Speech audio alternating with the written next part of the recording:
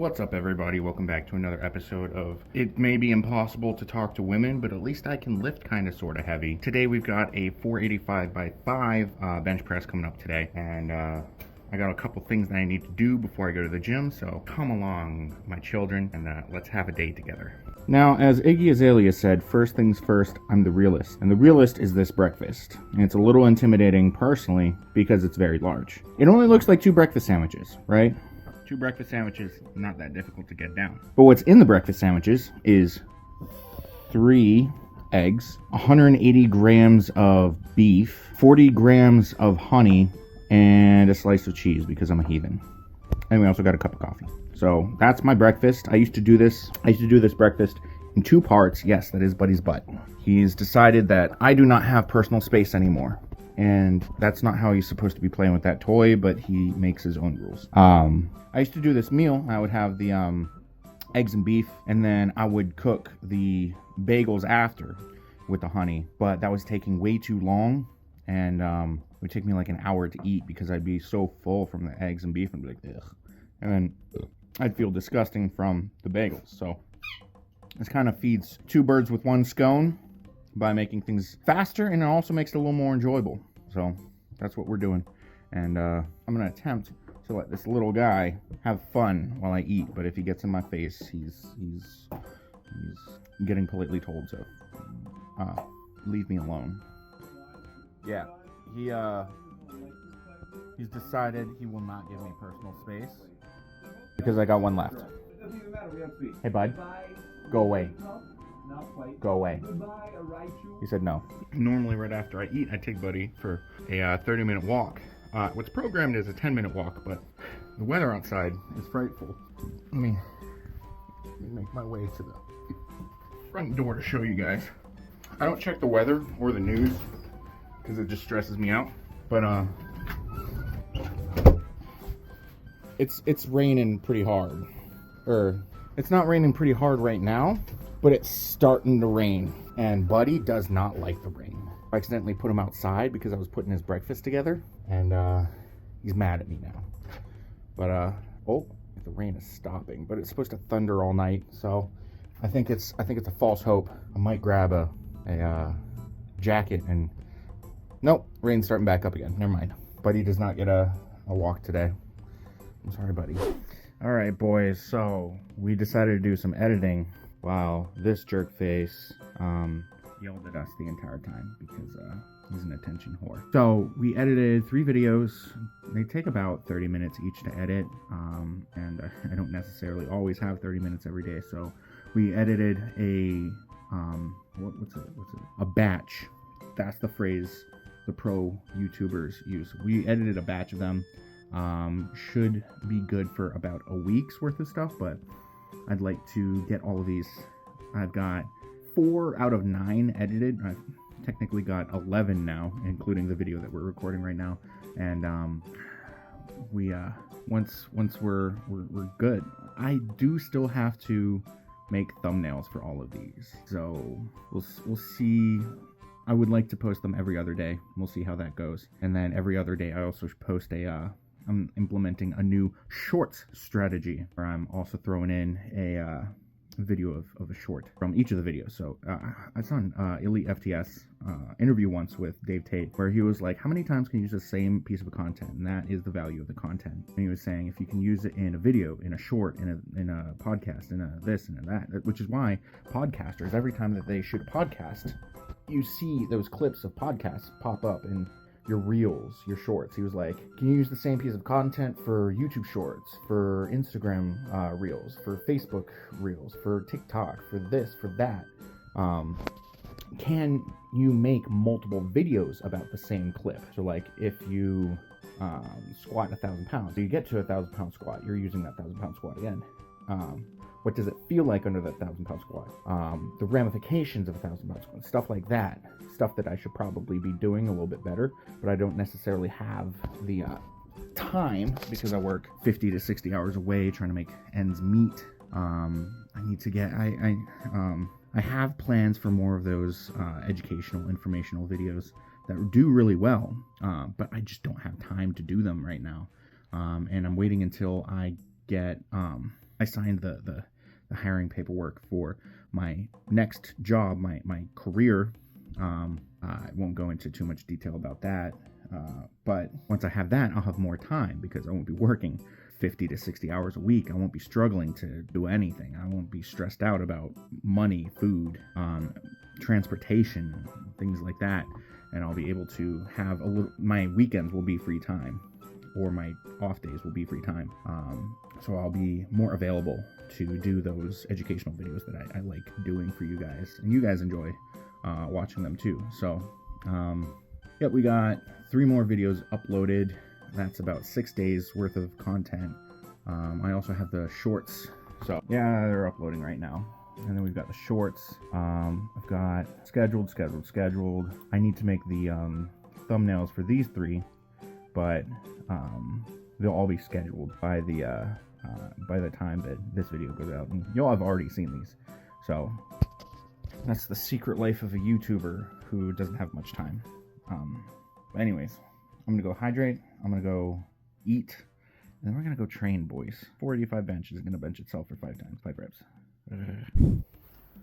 Boys, we've got a very special day today because we just got a package from Animal.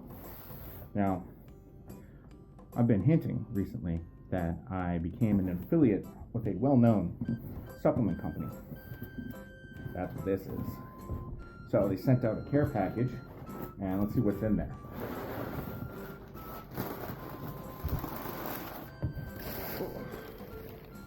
So we've got Animal Clear Whey Isolate Watermelon.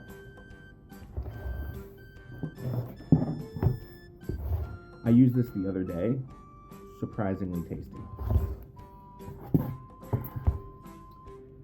Animal Clear Whey Isolate Blueberry Acai. Basically 2 tubs of protein. 2 tubs of protein. We also got Juiced Aminos Recovery Plus Hydration, grape flavored. I used this the other day.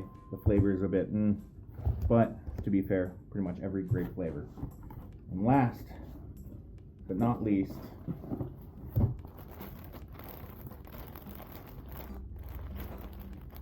got the Animal t-shirt. Stereotypical yellow triple extra large Animal t-shirt. So we're gonna use some of this stuff with our next meal, which is our pre-training meal, and I'll let you guys know what it's like. There's also this.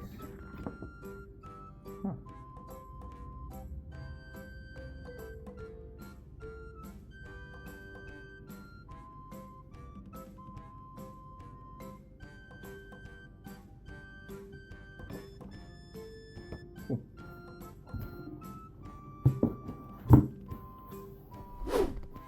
Alright, boys, pre-training meal. We've got 250 grams of Cinnamon Toast Crunch and 16 ounces of Fairlife fat-free milk. Part 1 of 2 of pre-training meal.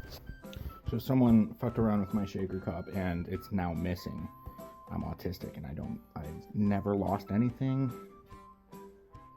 I can't remember the last time I lost anything. But we've got this. Now, the head on it is a bit lumpy. So the first sip is going to suck, regardless, because we don't have a whisk or a shaker cup. The texture is not going to be the intended texture that Animal wanted. This is the blueberry acai, and let's do it.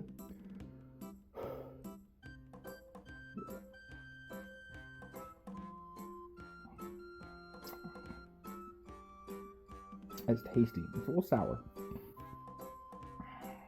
but it's not a bad sour. It's tasty. The head on top is sticky, or it feels sticky.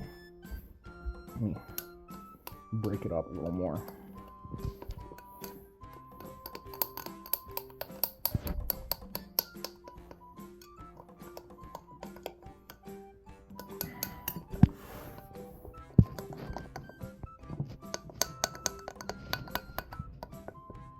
I don't have one of those fancy frothers that reach in to everyone.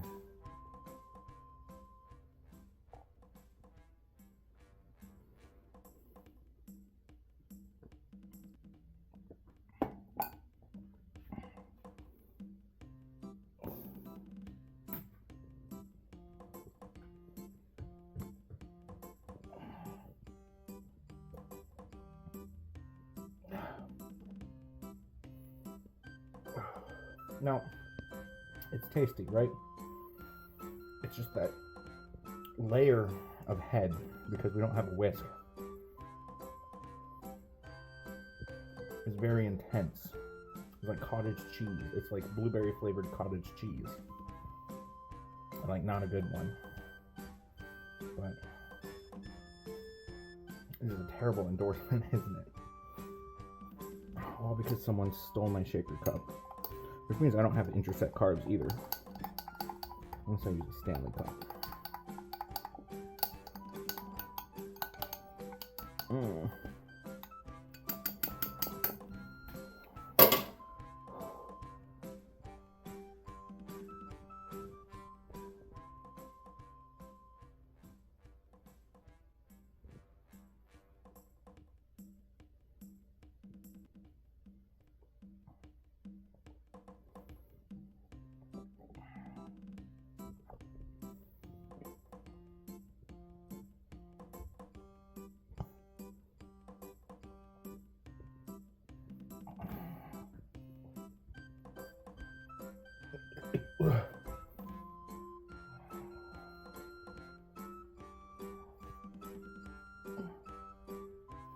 It's like activating my gag reflex.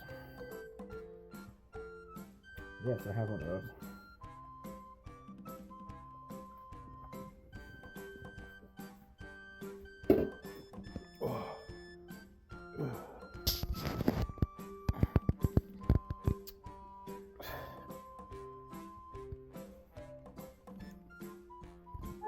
I can't give an accurate rating out of 10 just because of how terrible I mixed it, because I also threw in 10 grams of creatine in there. So it was sour. That's all I can say. It was sour. Can't really say anything else. So do with what you will with that information. Boys, we are on our way to the gym. 485 1x5 plus some back downs at probably like 405. I don't actually know. I read 485 for 1x5 and I stopped reading. So that's what we got going on today. I'm gonna get in the zone, the patty zone, put some music on while we drive to the gym, calm down a little bit, because I did find my shaker cup and it was in a spot that made no sense whatsoever. And Buddy's been pissing me off all day too. So I gotta calm down, get the heart rate set at a good spot, and we're gonna go into this and we're gonna have a good time, successful time, and we're gonna be super strong. I proceeded to belt Sweet Caroline at the top of my lungs. Whoo, doggy! Yank my balls and make me purr, boys. We had a bench day today. So, we started off with the pre-fatigue work, which is ISO hold push-ups with 0 acceleration push-ups. So it was a 20 count and a 10 push-ups. 20 count hold, 10 push-ups. Then we started to warm up. And so we started with the bar. And I believe I'm more confident with my warm-up scheme going forward based on how today went. So we started with the bar, did a set of 10, moved up to a plate and a half. And by a half, I mean a 25-pound plate, because like 22.5-pound plates would be gay. So, plate and a half is a plate and a 25. For those of you who may or may not know that, is that beginner knowledge? I don't know. Anyways, did a set of 8 with that, and then we did 315, which is 3 plates, and we did a set of 6 with that. Now, I could have jumped all the way up to 485 after that, but I didn't quite feel like doing that. So we jumped to 405, did a set of 5. Now, that 405 did not feel super good. It didn't feel super good, which made me extra nervous for the set that was going to follow, which is the 485 for a set of 1. So we took a little extra initiative when it came to setting up for the 485, because there are instances where you can utilize novel stimuli in order to give yourself a little bit of an edge. There are stimulants out there. So like if you don't drink coffee, you don't drink energy drinks, you don't consume any caffeine whatsoever, and you have a sip of rain. Well, I mean, I feel like a French Revolution child's immune system could not take a singular rain, now let alone a singular sip. But if you take in caffeine as a novel stimulus, it's going to increase your muscular potential, your ability to express your strength, because you'll be that much more zoned in. The other novel stimuli are ammonia caps, or smelling salts for those of you in the medical fields or in the fighting fields. Those wake you up. And lastly, well, I mean, some lifters out there are playing around with microdosing shrooms. I saw someone take kratom on meet day, and then as a stimulus, because I think they were cramping or something, and they couldn't take in any more water, so they blended up kratom with whiskey or bourbon. I forget which of the two it was, because they wanted to pair an upper with a downer, and then they ended up going 3 for 3 on deadlifts, which was, it's like when you go to high level meets, you see some stuff like that, and you're like, this is the stupidest shit I've ever seen. And sorry, the cop stopped next to me. You see stuff like that, and you're like, this has got to be the stupidest shit I've ever seen. And then it works, and you're like, I completely forget that they call geniuses crazy before they prove that they're geniuses. I used a novel stimulus today. I don't normally, I'm not talking about shoving a bunch of Zen pouches in your asshole. I actually don't know if that's going to work. Do not do that. That's probably something that you should not do. I don't know. Because they also make caffeine pouches, which might be good on meet day. I don't know. You know, you could probably pair a Zen pouch with a caffeine pouch and shove it in your asshole, and it'd be probably pretty good on meet day, if you think about it. I wouldn't do that. Don't do that. Don't do as I say or as I do, because reasons. Anyways, so I took a novel stimulus today, which was an ammonia cap. I cracked a smelling salt. So I stepped up to the bench, and I took 3 deep breaths, 3 meditative breaths, intended to increase my oxygen intake and oxidize the muscles a little bit, get the blood flowing a little bit better, and kind of alleviate some of the stress going on in my system, because I was nervous. The gym was empty. I haven't hit. Last time I hit something similar, it was 475, and I think I failed for sets of 4. So this was completely new. It was awesome. So I took an ammonia cap. It hit pretty hard. It was awesome. Got the juices flowing, and we busted out, and it felt way better than the 405 did. And I'm super happy with how it went. Then we dropped down to 445. Was it supposed to be 440? I don't know. We dropped down to 445, and we did 2 by 5, 3 minutes rest. So what was going on during this set, these 2 sets, the drop down sets, don't be an asshole. Sorry, someone was impeding traffic. So my left glute started cramping on the first rep of the second set, or of the first set of 445, the second working set basically going on today, if you include the 485. So I was like, this is not good. Not good at all. And so I was cramping all 5 reps, and then I was like, there's got to be something going on there. So I start set up for the second set of 445, and it immediately starts cramping up again. And I'm like, at least I know it's consistent. So I changed, I lifted my leg, and I changed the angle that my hip was at, and the cramping went away. And set 3, working set 3, set 2 of 445 was a much smoother bench. And the fatigue started to catch up with me, but you couldn't really tell by the end of it started to catch up with me, but not significantly enough that you could actually visualize the fatigue catching up with me. And then we moved on to the accessories. So we did 125s for sets of 10 on the incline dumbbell bench. Pretty good. I mean, we've been doing these for a while, and it was much easier to get the dumbbells up to the chest this time. We threw them a little better, got the dumbbells more on the knee this time, and we're able to perform a lot better and get the dumbbells up there for a pretty good. All 3 sets were pretty good. The last set, the last rep was a little like I could feel the fatigue setting in. So that's that.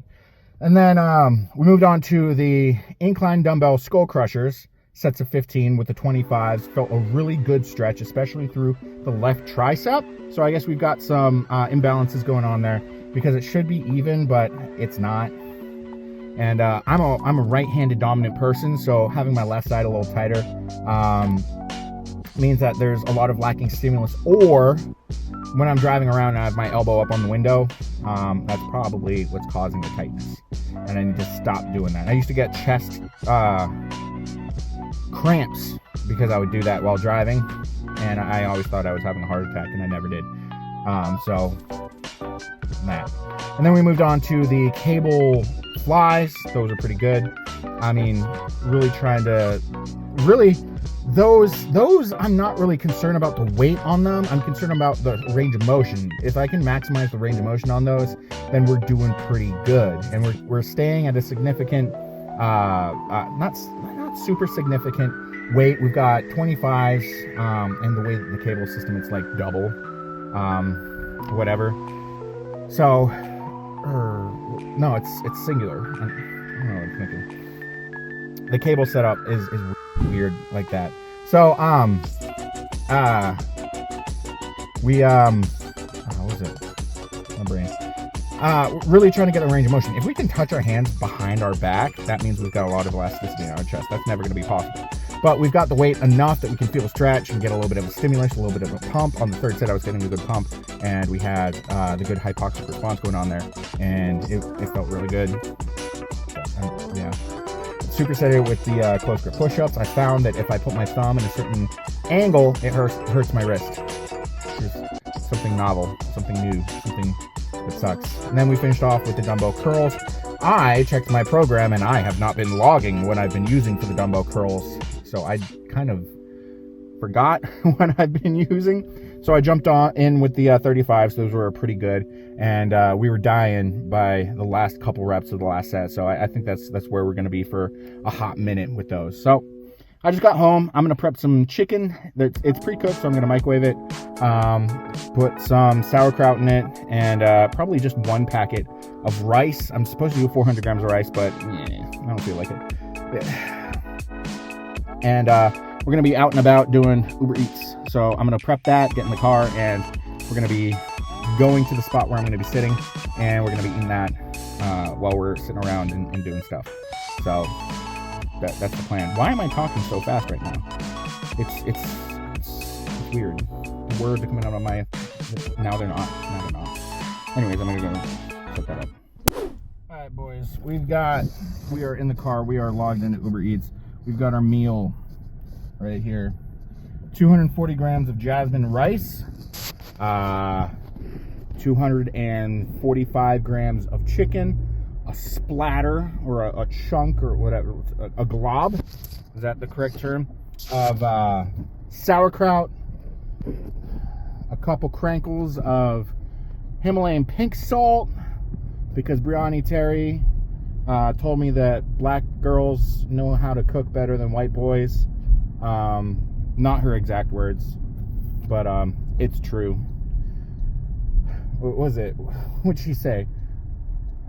Joe's not allowed to cook because white people measure everything, but I feel like I'm just gonna get canceled for whatever I say, because it's not verbatim.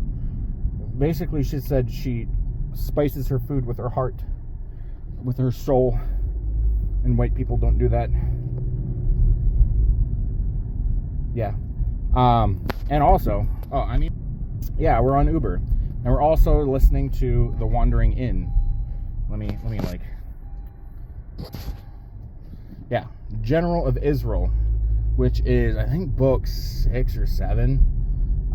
We're wicked far into the series, and yeah, it's pretty good.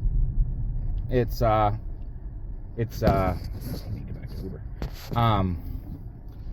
Pretty much at the point, let me get back. Pretty much when I first started listening to it on the drive back from the American Pro. Was it the 1 or 2?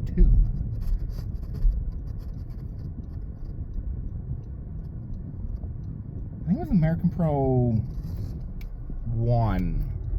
And I'm still listening to it 2 years later. For reference. And I listen to a lot of... my audiobook library is 160 titles long over the past 3 years. That's almost 60 titles a year. 60 books a year. And there are times where I'm like, I'm spending way too much time on audiobooks. So let's re-listen to some books. Ignore the fasten seatbelt. I know. And you guys are going to yell at me about it, but I know. Like, I've listened to the Cradle series by Will White, which I recommend every single one of you go out and listen to.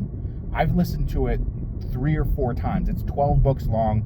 Each book is about 8 hours long. So back at my old job, when they didn't have any work for me to do, I would listen to the series and not do anything all day. It's fantastical. Anytime I'm on a treadmill, I'm listening to audiobooks. Anytime I'm in the car, I'm listening to audiobooks. Anytime I'm in the gym doing anything that is not squat, bench, or deadlift, and I am not connected to the Bluetooth speakers of the gym, I'm listening to audiobooks. So, audiobooks are pretty significant in my daily culture. This is the Patrick culture we're talking about. So, let that be known. And, where was I going with this? Oh, Wandering In. When I first started listening to it, and I was like, what is this? Because my brother was like, you should listen to this. And I was like, okay, fine. It was 12 times the length of The Lord of the Rings. So, right now it's at 12 books. Each book is at least 40 hours long. So that's 480 hours at least. And I'm not gonna, what was that? Divide that by 24, so that's 2 days, 100 days, 200 days straight of audiobook. Andrea Parsnow does a fantastic job. There are some storylines I don't care for in the series, but there's been a lot of writing techniques that I've learned from Pirate Abba, the author of The Wandering Inn. They said, I don't know if it's a male or a female, probably a female, but I mean, you never know. They said, if you don't know your characters enough to know how, and then she gave an example of the main antagonist, what would the reborn Lich King Oscaroth do if he's taking a dump and he doesn't have any toilet paper? If you can't put yourself in those shoes and accurately portray how they would feel, what they would do in that situation, you don't know your characters well enough. So I going through, so the characters, it's an isekai basically. They go in, they get pulled into a new universe, and they have to adapt to it. This girl gets pulled into a city full of drakes, which are not lizard people, and that is expressly clarified. Antinium, which is basically ant people, and what was it? Gnolls, which are basically dog people. And she befriends a couple of them. They're like, "Should we fuck yet?" And she's like, "What? I don't even know. Is that possible?" And yes, there's an entire chapter about Drake and Knoll dildos. So, If you don't know your characters well enough, how they would respond to that situation, you don't know your characters well enough. Anyways, I'm getting close to where I camp out for Uber Eats deliveries. The way the algorithm for that works is it pings the closest person. So it's like I mean, after the newbie, the honeymoon phase, where they try to get you hooked on the earnings, it just goes, hey, you're the closest. You want to do this? No? Okay. So you just gotta pick and choose which, like Jersey Mike's is pretty good, Chipotle's pretty good, Taco Bell is trash. It's fast food, but none of the workers actually work fast. But it's like, man. So you like, and then you've got to be able to look at the time schedule, like the time of day, and be like, all right, so people are getting dinner. They're gonna get, what is that? Still no.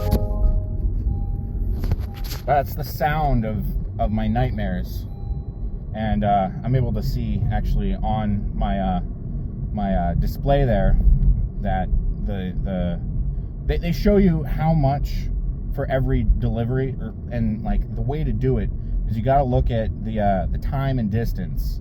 Like the restaurant doesn't really matter, but it does, because Five Guys doesn't start the that's still a no. And you almost have to advocate for yourself. If it's like, hey, do you want to go 20 miles out of the way for $5? You can say no. And they'll be like, oh, your acceptance rate is not 100%. And then you just tell them to lick your gooch, and you're good. So you got to look at the time, make sure that the money lines up with that, but also you got to consider the distance. So $1 per mile minimum is the way to go. And also, if it's less than $7, just don't accept it, because that's dog shit. And that's, no, just never. Like, just the principle of the thing. That means that the person you are delivering to is paying at less than a $5 tip. Like, what happened to tipping culture? Anyways, I'm almost at my destination for camping out. So, I'm going to eat this meal once I stop. That's a cute girl. And get going on some of these deliveries and stuff. I don't know what else to say here. Bye.